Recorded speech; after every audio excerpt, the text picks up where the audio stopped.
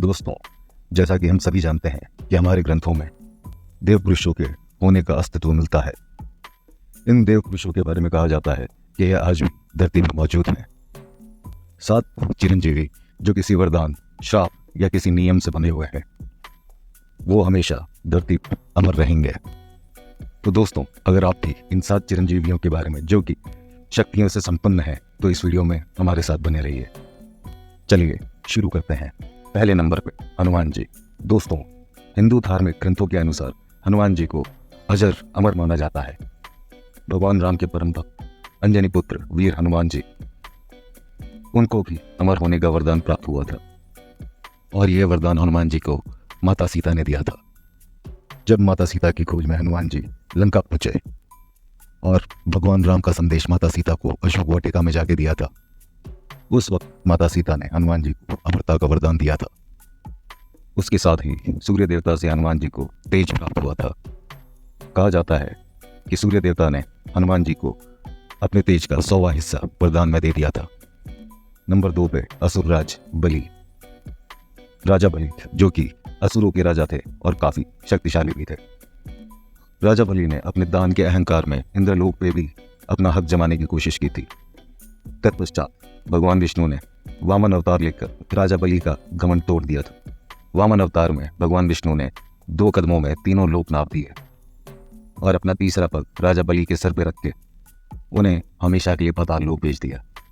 माना जाता है कि राजा बलि आज भी पाताल लोक में जीवित है और उन्हें भी अमृता का वरदान प्राप्त। नंबर 3 परशुराम जी। भगवान विष्णु का छठा अवतार परशुराम जी के रूप में हुआ था। महान ऋषि परशुराम जी का जन्म सतयुग में वैशाख माह के शुक्ल पक्ष के तृतीया को हुआ था। एक बार परशुराम जी के पिता बहुत ज्यादा क्रोध में थे और क्रोध में परशुराम जी से कहा कि तुम अपनी माता का शीर्ष काट दो। ऐसे में परशुराम जी ने अपने पिता की बात का आदर किया और अपनी माता का सर धड़ से अलग कर दिया। उनके पिता यह देख के बहुत प्रसन्न हुए और कोई भी एक वरदान मांगने को कहा। ऐसे में परशुराम जी ने अपनी माता को जीवित करने और उनका शीश वापस जोड़ने का वरदान मांगा।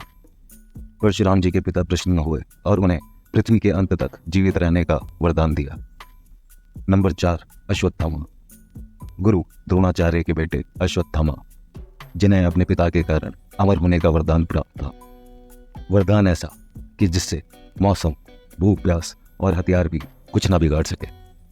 आगे चल के उनकी दोस्ती दुर्योधन से हुई और महाभारत के युद्ध में अपने अमरता के घमंड के कारण उन्होंने कौरवों का साथ दिया और उन्होंने इतनी गलतियां करी कि श्री कृष्ण ने उनके अमरता के वरदान को श्राप में बदल दिया।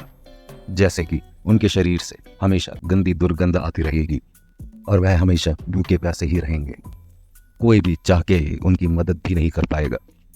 इसको लेके कई लोगों के मन में सवाल भी उठता है कि क्या अश्वत्थामा इधर उधर भिखारी की तरह भटकते रहते हैं।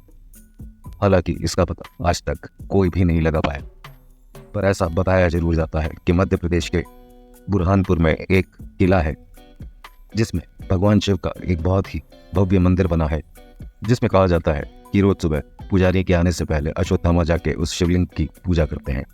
नंबर 5 विभीषण।